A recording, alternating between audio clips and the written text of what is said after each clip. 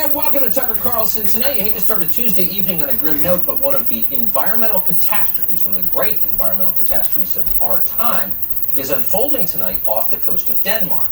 The Nord Stream pipelines, which are enormous Russian-owned conduits that carry natural gas from Russia to Western Europe, have been breached. As we speak, Nord Stream 1 and Nord Stream 2 are pouring millions of cubic meters of natural gas into the Baltic Sea. Pictures from the air, which you can now see on your screen, show a toxic bubble field more than half a mile wide. You can only guess at how many marine mammals are being killed right now, countless. But the lasting damage may be to the atmosphere. Natural gas is comprised of up to 90% methane. Methane, as Joe Biden has often told you, is the key driver of global warming, which is, of course, an existential threat to humanity and the planet. So if you're worried about climate change, what just happened to the Nord Stream pipelines is as close to the apocalypse as we have ever come. So the question is, how did this happen? And it turns out it was not an accident. At the very same time that leaks in these pipelines were detected, Swedish officials recorded two powerful undersea explosions, each one of which was equivalent to hundreds of pounds of TNT. Nothing in nature can account for that. Almost immediately, the pipelines began leaking in three separate places. So there's only one explanation for what happened. This was an act of industrial terrorism. That was very obvious to the Prime Minister of Poland, and he wasted no time in saying so. Watch. Today, we are also dealing with an act of sabotage. We do not know the details of what happened yet, but we can clearly see that it is an act of sabotage. An act that probably marks the next stage in the escalation of the situation we are dealing with in Ukraine. We can clearly see, he said, this was an act of sabotage, an act of terrorism. Well, yes, we can see that. So the question is who did it, and of course the prime suspect is obvious. It would be the same man who caused domestic inflation here in the U.S. and stole the 2016 election from Hillary Clinton. That'd be Vladimir V. Putin. The Washington Post got right to it. Putin, they declared, is now weaponizing the Nord Stream pipelines. According to the Canadian ambassador to the UN, Vladimir Putin has decided to use, quote, pollution as an act of war. Progressive Twitter strongly endorsed this conclusion. Putin did it. And that makes sense until you thought about it for just a moment. Vladimir Putin may be evil. They tell us that he is evil. But is he stupid? Probably isn't stupid. And yet, and here's the strange part, if you are Vladimir Putin, you would have to be a suicidal moron to blow up your own energy pipelines. That's the one thing you would never do. Natural gas pipelines are the main source of your power and your wealth, and most critically, your leverage over other countries. Europe needs your energy, now more than ever with winter approaching. If you can't deliver that energy, then countries like Germany have no need to pay attention to what you want. You're in the middle of a war, an all-hands-on-deck war, so you need all the leverage you can get. Under these circumstances, there is no chance you would blow up Nord Stream 1 or 2. Not now, obviously. In fact, it's so obvious that even our famously dim Secretary of State, Tony Blinken, seemed to acknowledge it. Sabotaging Nord Stream, he said today, is, quote, clearly in no one's interest.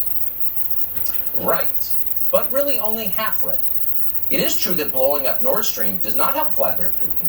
He would not do that. Why would he?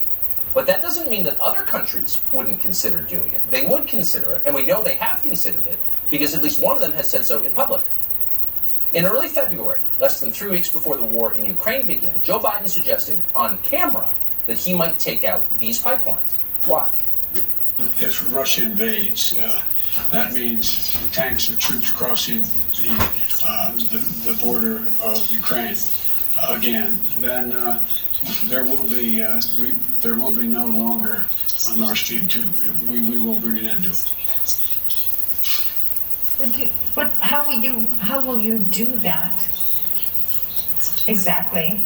Since the project and control of the project is within Germany's control. We will. I promise you, we'll be able to do it. Notice how he phrased that. And he's the president. Doesn't phrase things by accident, particularly when he's reading off cards. He didn't say, I will pause the delivery of gas from Russia to Germany. He said, there won't be a Nord Stream 2. We'll put an end to it. We'll take it out. We'll blow it up. How will you do this? He was asked. I promise you we will be able to do it. They thought this through. And yet those watching, very much including us, didn't take Biden seriously when he said it. This is the president who has declared climate change the most pressing emergency in the history of the world. This is the man who lectures you about using a wood stove or driving an SUV because of its emissions. This is the guy who spent billions trying to mitigate cow flatulence because methane.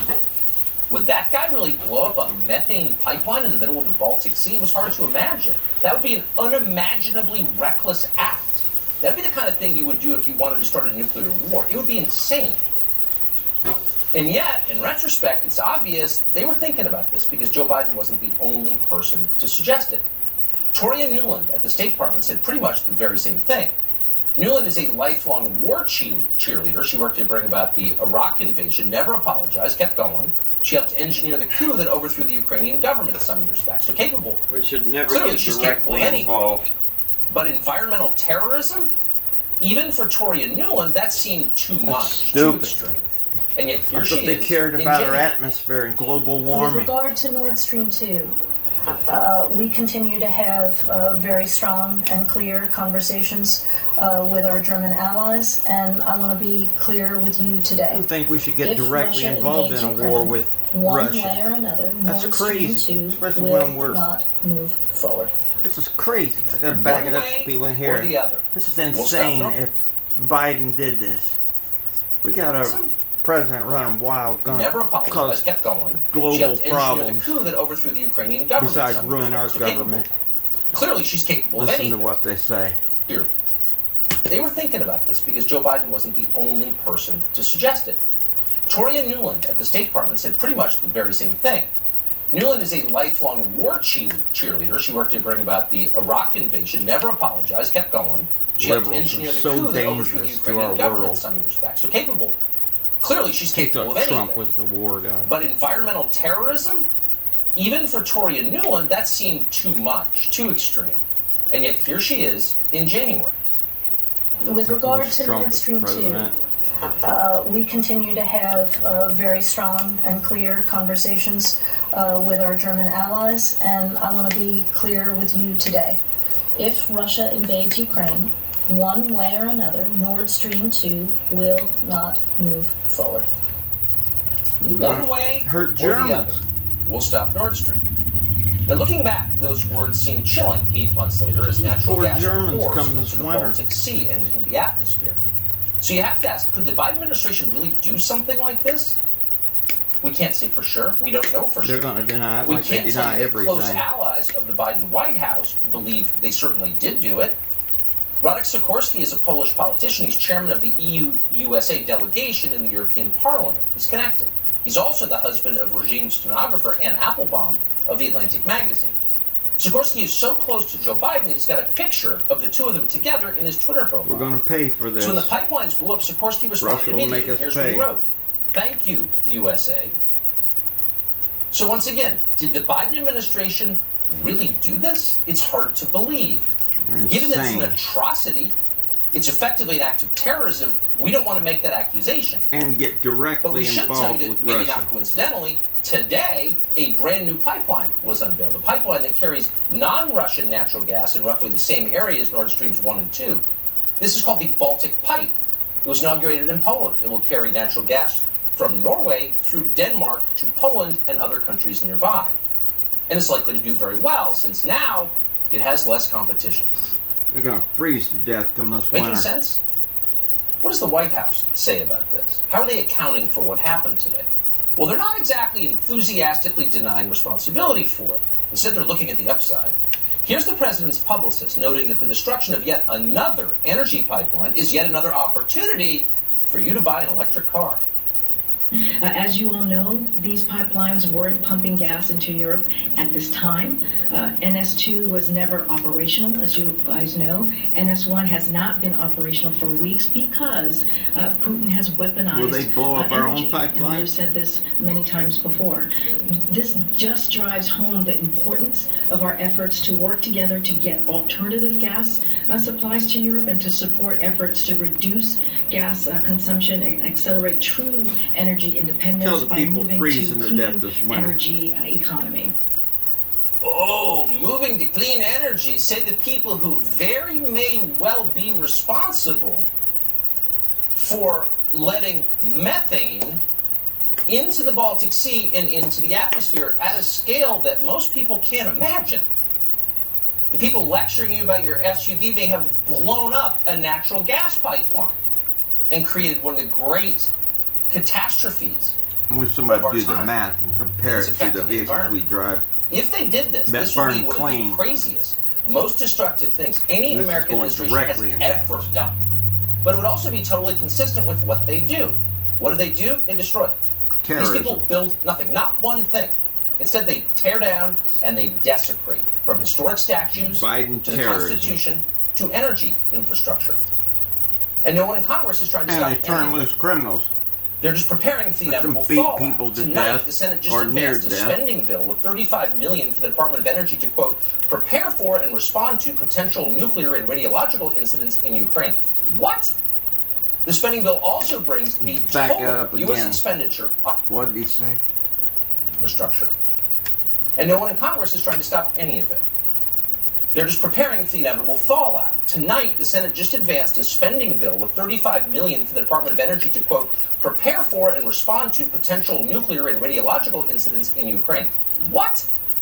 The spending bill also brings the total ready for U.S. it to be a expenditure nuclear on war. Ukraine, the war, but also funding its government and energy for Ukraine, to $67 billion on the eve of what could be a massive economic disruption. Here, to our economy, $67 billion. So we're How trying much to is that? start a Well, it's nuclear more than war? Russia's entire military budget last year. And Congress is expected to fully pass the bill later this week with Republicans nodding along like the zombies they are. No kidding. What will be the effect of this? Every action has a reaction, equal and opposite. Blow up the Nord Stream pipelines? What will the Okay, we've Russians entered do a new now? phase. One in which the United States is directly at war with the largest nuclear power in the world. Doesn't mean it'll go nuclear immediately, but it does suggest there could be consequences. If we actually blew up the Nord Stream pipelines, why wouldn't Russia sever undersea internet cables? What would happen if they did that? What would happen if banks in London couldn't communicate with banks in New York? Just that one piece of it, leaving aside its potential effects on our power grid. But let's just say the banks couldn't communicate with each other for one day. What would the economic effect of that be? Or it would cascade downward into your house. We could have an actual collapse. We could wind up very quickly in third world conditions. Those are the stakes. Have the people behind this, the geniuses like Toria Nuland, considered the effects? Maybe they have. Maybe that was the point. Tulsi Gabbard They is a wanna former wipe member us out. of Congress from Hawaii who, from the very we're first causing day, global warming. from February They don't 24th, like when all this this war began, people in says been saying the America exact same thing, which is the stakes the are very world. high here. Maybe we should acknowledge that before we proceed heedlessly forward. We're honored to have her join us again tonight. Congresswoman, thank you so much for coming on. What do you make of this? We're reminded once again, Tucker, that we are unfortunately being led by leaders who are selfish and short-sighted and don't care about the American people. They are leading us further and further into war without understanding one of the most People who basic voted tenets for and this characteristics fool of war, are which nuts. is it is unpredictable. Once that first shot is fired, once that first punch is thrown, the predictable nature of things, you can plan for things, but it by nature becomes unpredictable. And so they're like, oh my gosh, this thing has become sabotage. Well, yeah, war is unpredictable. The thing that is not unpredictable, however, is the cost of war, the suffering, the devastation, the destruction, the death that They've is already caused destroyed by it. our economy. And so the real question We've for the yet to American feel people the and for us to ask our consequences. leaders is how much suffering will we have to endure here in this country and for people around the world? Because as you've so clearly stated, we see a sabotage of an energy pipeline today. What's next? Is it access to the internet? Is it satellites that are connected to GPS that power virtually all parts of our life and also our weapon systems? Go on down the line and we end up with this potential nuclear outcome. And so, our leaders are saying, well, hey, we can't do anything. This is all in Putin's hands. Well, guess what? The United States, our leaders and European leaders are the ones fueling and funding this war. So they have a heck of a lot of leverage And it was to be able to between push for a ceasefire, Ukraine and negotiate Russia. an outcome and an end to Now this we're war and making to a direct actually attack. fight for peace and prosperity. And we need to know that if they're not doing that, and they aren't right now, then what they are doing is pushing for more destruction, more war, and What do our therefore a NATO lack of allies peace and think of this? prosperity and more suffering for us and people around the world. If it turns out that the Biden They administration keep pushing actually for blew up a people to natural go gas green. pipeline or okayed someone else's sabotage of that pipeline, shouldn't there be a federal law that prevents them from lecturing the rest of us about climate change ever again? Exactly. I don't have the evidence of who was responsible for this. There will be consequences Bet if you that Russia is ever knows. found out. But we have the reality of what we're dealing with right before us today, which is if we continue down this path, we may end up with a nuclear holocaust. And so for World us, War and for III. millions of people Thank around you, the world, Biden. what are we going to do about it?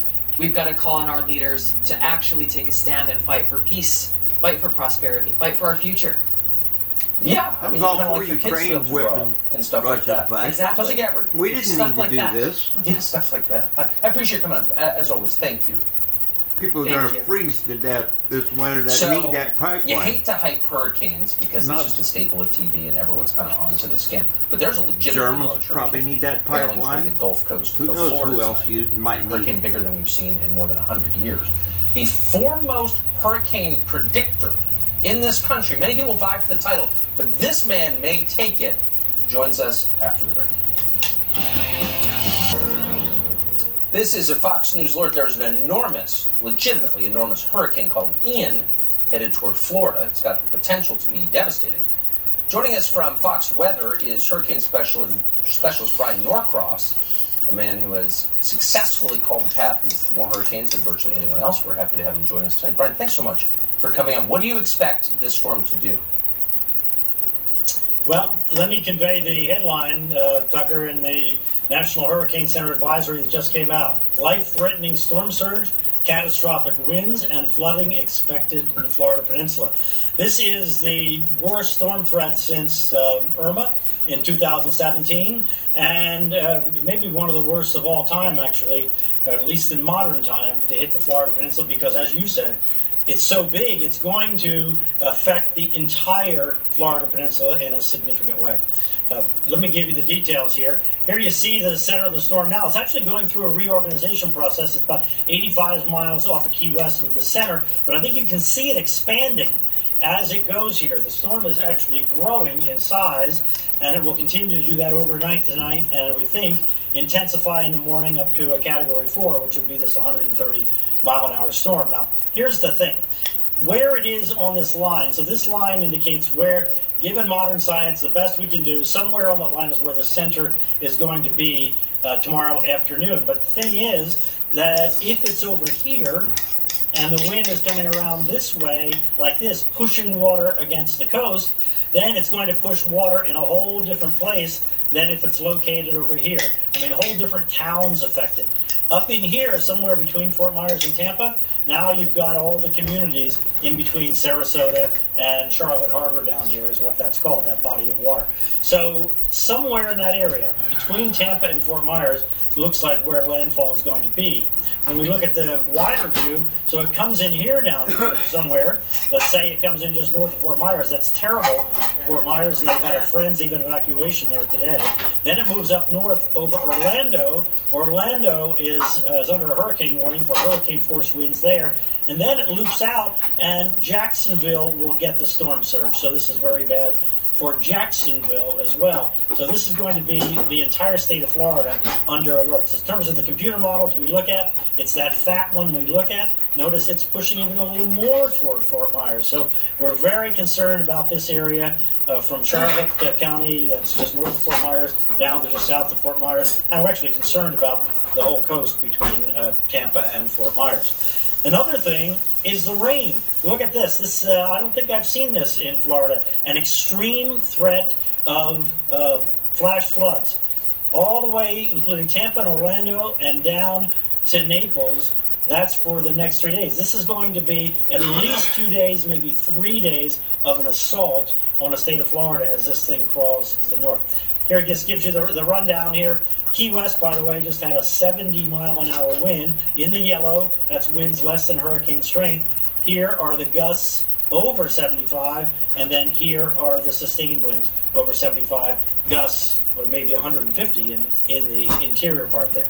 In the morning, so 9:10 in the morning, hurricane force gusts over the whole area south of Sarasota, almost to Naples, hurricane force winds just offshore. Then we go forward. Now we're tomorrow evening. Now the storm is ashore, somewhere between Fort Myers and Tampa, favoring a little closer to Fort Myers at this point, and then into Orlando, where the hurricane warning is in effect for hurricane force winds before it heads to the north. So this is an extreme situation here that is going to affect the entire Florida Peninsula and maybe part of the Panhandle as well. Tucker? Can you just sum up, for those of us who don't fully understand what storm surge means? What is storm surge, and how threatening is it likely to be? Well, storm surge is the deadliest part of the hurricane because it's the Gulf water that gets lifted up over the shore and then surges in. So if you're caught in storm surge, you will not survive if it's significant. The storm surge forecast for the broadly Fort Myers area, but extending up the coast as well, is 8 to 12 feet above normal high tide. So that's how we measure storm surge. Stand on the high tide line, and how far over your head would the water be? 8 to 12 feet is the forecast for the greater Fort Myers area and on up the coast. Whoa. It's hard to imagine. Yes, it's daunting, and that's over the barrier islands. That will go over the barrier islands where that surge comes in. It's not a long distance that the worst surge comes in, but where it comes in, that will cross. As you know, along Florida on all sides, there are these islands just offshore. This will cross those islands in those areas. Brent Norcross for us tonight. Thank you so much for that. We've got continuous coverage of the storm, which sounds legitimately awful. Hurricane Ian. It's on the Fox Weather app. You can stream Fox Weather 24/7 on that. So Republicans seem to have missed a chance to make their case to voters ahead of the midterms. They went along with the Democratic Party spending bill to help avoid a government shutdown, as if that's the thing people fear most. It provides more than $12 billion in funding to Ukraine, so we get inch closer to a war that will change everything. As we just mentioned, $35 million to respond to nuclear incidents in Ukraine. Because that bill needed 60 votes to advance, Republicans had a leverage to force a vote on any one of their priorities, like border security. Instead, dozens of Republican senators, the senators you probably voted for, gave away that leverage for nothing. Stephen Miller is the founder of America First Legal. He joins us now to explain it. Stephen Miller, thanks so much for coming on. So the details of how these things are hammered out in Congress are often invisible to most people, but I think they want to believe the people they vote for are representing their interests. Are they in this case? No, they are not.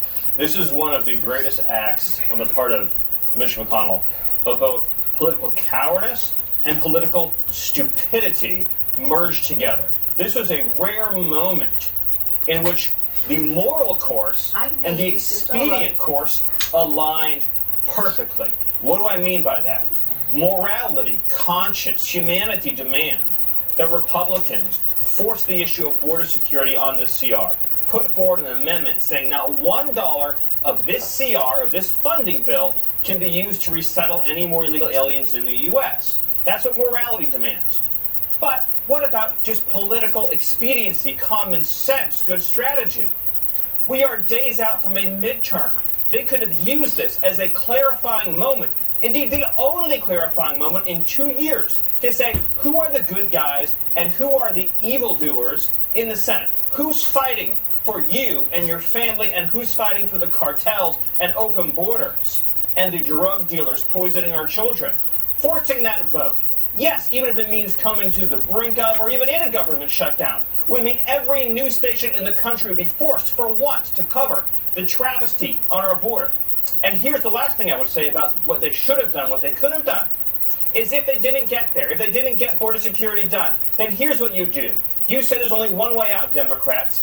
Pass a CR to the 1st of February, and we will have a national referendum. And if you elect a Republican House and you elect a Republican Senate, we will pass it into law on February 1st, sealing up the border on the budget bill. a Brexit-style referendum for America's sovereignty. They could have done it, and they would have won a landslide not seen in 100 years. But instead, they just made the trains run on time.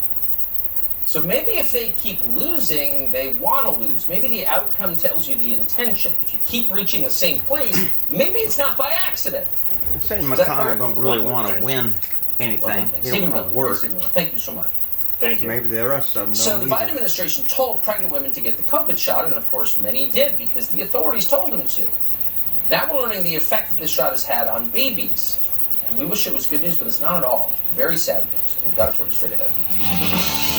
It was never clear what the COVID shot was going to do to pregnant women. No one knew because it had never been tested. So under normal circumstances, it would be reckless and crazy to try and push people to take something whose force you to outcome take something. you couldn't predict. The CDC did it anyway. The CDC encouraged pregnant mothers to take the COVID shots, even though, once again, the initial vaccine trials excluded pregnant women and women who were lactating. The CDC tweeted in August, for example, that, quote, people who receive mRNA COVID-19 vaccines while breastfeeding have antibodies in breast milk that can help protect babies. Huh. Antibodies in breast milk. Well, it turns out that mRNA vaccines in breast milk might have some unforeseen effects on developing babies. The Journal of the American Medical Association, a healthy baby Pediatrics, might not has just need revealed extra the mRNA antibodies. from the Moderna and Pfizer COVID-19 vaccines has showed up in the breast milk of lactating women, in some cases many hours after vaccination. According to the JAMA letter, the effects on children are completely unknown, as they would be.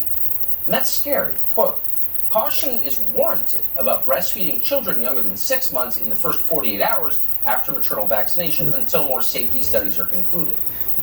Oh, thanks for telling us now. It concludes this way, quote, the potential interference of COVID-19 vaccine mRNA with the immune response to multiple routine vaccines given to infants during their first 6 months of life. What does this all add up to? It sounds ominous. Dr. Marty Makary is a professor at Johns Hopkins who joins us tonight to try and straighten this out. Doctor, thanks a lot for coming on. I mean, I think everyone would agree you probably shouldn't recommend drugs to people if you don't know what their effects are going to be, but, you know, the horse has left the barn on that. What do you think this means going forward? Well, look, when pregnant and lactating women had concerns and they had questions, the right answer was we don't know. Not just take it and stop asking questions. Shouldn't have made the people research is take catching this up now. or First of all, lose their the job. mRNA does not stay in the muscular area. It's injected intramuscular. This research confirms it does not stay in the place where it's injected. Now, normally there are biodistribution studies that evaluate where these nanoparticles are carried in lipid carriers throughout the body and in excretions as well. But those studies were limited, they were skipped. Many of the findings that were done in the limited studies were concerning. There was no follow-up. We know this from the FOIA documents. Many experts I talked to were concerned about interactions with other child vaccines. Kids get a lot of vaccines before they're 6 months of age. And when you give a vaccine to a woman who's pregnant, it causes general body inflammation. And that's well known to be deleterious in pregnancy. General body inflammation has risks in pregnancy. That's been well studied. If a woman has some inflammation from periodontal inflammation of their gums, then that is associated with preterm labor. Why do we think this inflammation has no downsides? If they're already immune, what are we doing anyway? And sometimes the women have lymphadenopathy, which means they can't engage in breastfeeding when they're trying to lactate. And I think what's interesting is the authors of the study spun it to say that the vaccine is safe among lactating women. They call them lactating individuals in the study. They studied 11 women, only looked for the mRNA 48 hours later, and then concluded that it's safe in women. You can't make that conclusion from this study. In my opinion, the editors told the authors of the paper, this is how you should conclude. I've had that experience with writing for the top medical journals. I've published hundreds of peer-reviewed articles out of Johns Hopkins, and the editors will often say, you need to write it this way, and then you're in a dilemma. Do you use the profile of the journal to publish the study, or do you retract it over a dispute because a couple editors have a lot of power and control? The FBI seems to be showing up at the homes of a lot of different people recently. Will anyone ever be held accountable for this? I mean, it seems like some of these risks were known. You just said inflammation is a well-known risk for children in utero. Will anyone be held accountable? know. Yeah, a lot of humility would have gone a long way in just being honest with people about what we don't know. And these are the lowest risk people. They wouldn't on even earth. let people They're talk women, about they're it 20s, 30s, online. teens. These are not people who They are high muted them. risk, where the vaccine has maybe some benefits that you could counter with the risks. That's not the case. It appears in women who already had COVID and are low risk anyway. Couldn't inform anybody on Thank you for your honesty, Dr. Marty. the internet. Appreciate it. Thanks. Silicon So Valley the internet shut has you tons down. of upsides. You get to check the progression of hurricanes, for example, but there are also downsides. If you spend a lot of time on it, it's likely to affect your mental health. So for a brand new episode of Tucker Carlson Today on Fox Nation, we spoke to someone who has studied the effects of internet use more than anyone, really. Her name is Catherine D. She's on Substack. Fascinating conversation. Here's part of it.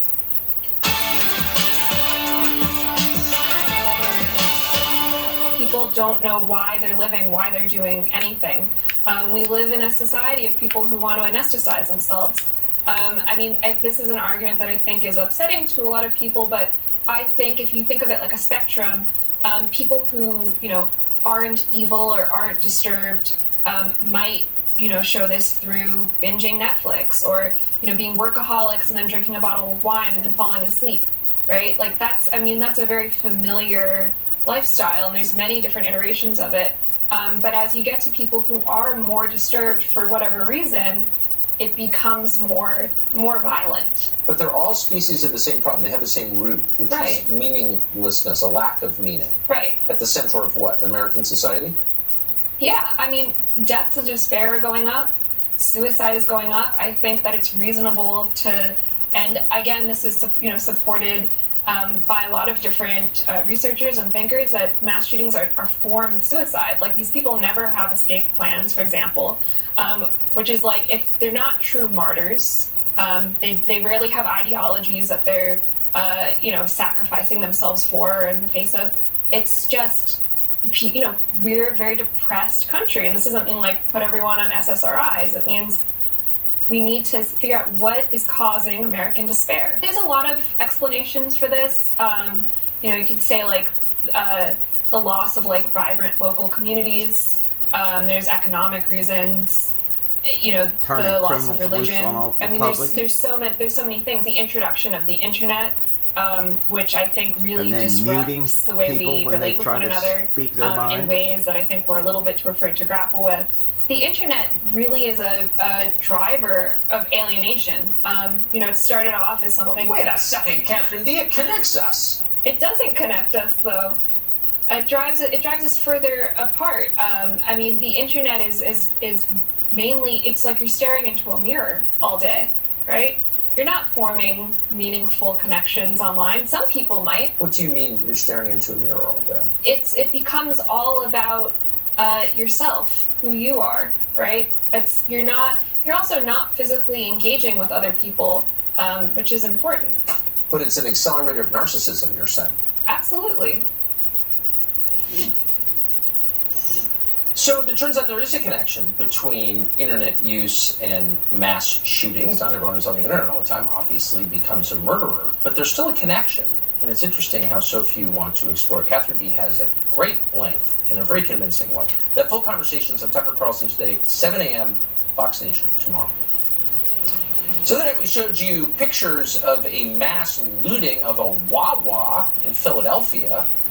Turns out it's very common. We've got new video in tonight from that same incident from the police department in the city. Let's straight ahead. Plus we have more of our interview with UFC President Dana White, including a tour of his personal office. We couldn't resist seeing it. It was definitely worth it. We'll show you. Coming up. It's really striking the amount of control that China already has. We're going to wake up one day and we're going to ask, how did this happen? And the answer is we let it happen. China knew very clearly what they wanted from Brazil. They know how Brazil can play a role in their rise. Under the Biden administration, China is replacing the United States as the dominant power in our hemisphere. And they're not going to be friendly about it. They'll build roads, complex infrastructure. They basically say, here's billions of dollars, and here's a few million for your family. We want to control your country. Chinese government has spent billions of dollars buying Brazil's natural resources. Are you worried about the level of Chinese investment in Brazil? If another country controls your natural resources, it's not really your country anymore. And there won't be anything we can do about it. Tucker Carlson Originals, The China Takeover, Brazil, streaming now on Fox Nation. Sign up at foxnation.com.